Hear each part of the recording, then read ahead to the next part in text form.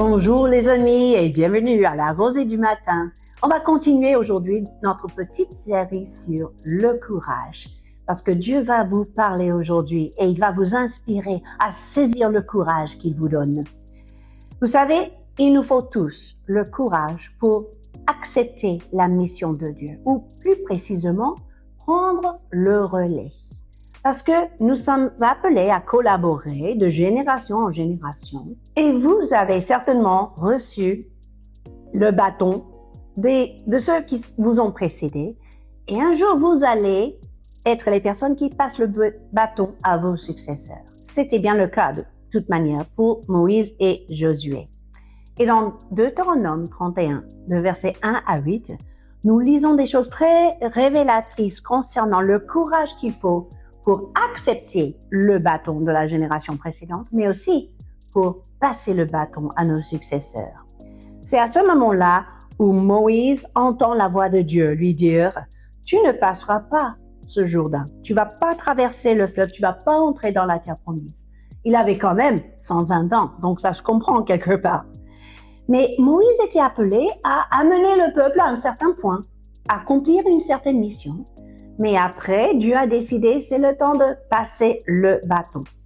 Donc, il a rassemblé le peuple pour expliquer la stratégie et il a rassuré le peuple. L'Éternel, ton Dieu, marchera avec toi pour prendre possession de votre terre promise. Et même face à ces ennemis que vous allez rencontrer, l'Éternel vous les livrera et vous agirez à leur égard selon les ordres que je vous ai donnés. Et il termine en disant, fortifiez-vous, ayez du courage. Donc, avant de passer le bâton, qu'est-ce qu'il a fait? Il a préparé le peuple. Il s'est adressé au peuple pour le changement qui allait avoir lieu. Mais après cela, il a rappelé Josué à ses côtés et il a parlé directement à ce futur leader qui allait prendre le relais. Il dit en présence de tout Israël presque la même chose. Fortifie-toi, Josué. Prends courage, car toi, tu rentreras dans la terre promise avec ce peuple. C'est toi qui le mettras en possession. L'Éternel marchera avec toi, Josué, en tant que leader, en tant que la personne qui a accepté cette mission. L'Éternel sera aussi avec toi. Alors, si vous étudiez ce passage en profondeur, vous allez découvrir 3 sources de courage. La première chose, la précision de la mission. Tout était bien expliqué, c'est cette terre-là, de telle et telle frontière, vous allez entrer, vaincre les ennemis et en prendre possession. Deuxième chose, la spécificité du rôle de chaque personne.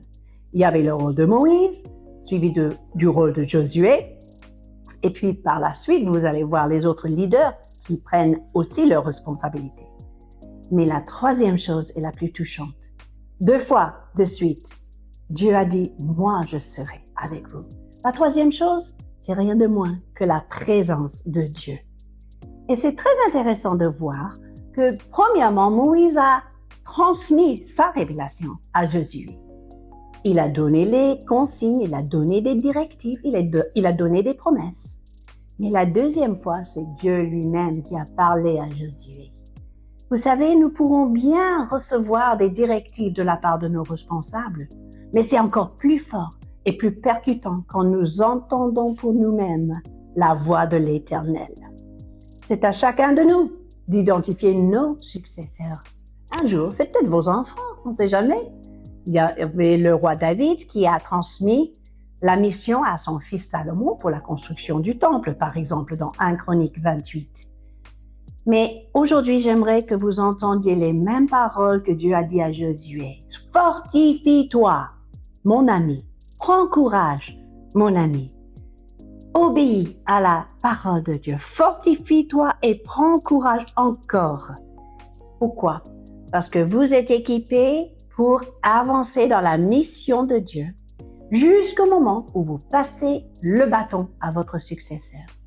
Aujourd'hui, vous avez le courage de prendre le relais de quelqu'un d'autre. Mais demain, qui sait, vous aurez le courage de passer le bâton et de savoir que vous avez bien fait le travail que le Seigneur vous a confié. Écoutez, je suis heureuse de partager ces petites choses avec vous et je vous dis à la semaine prochaine.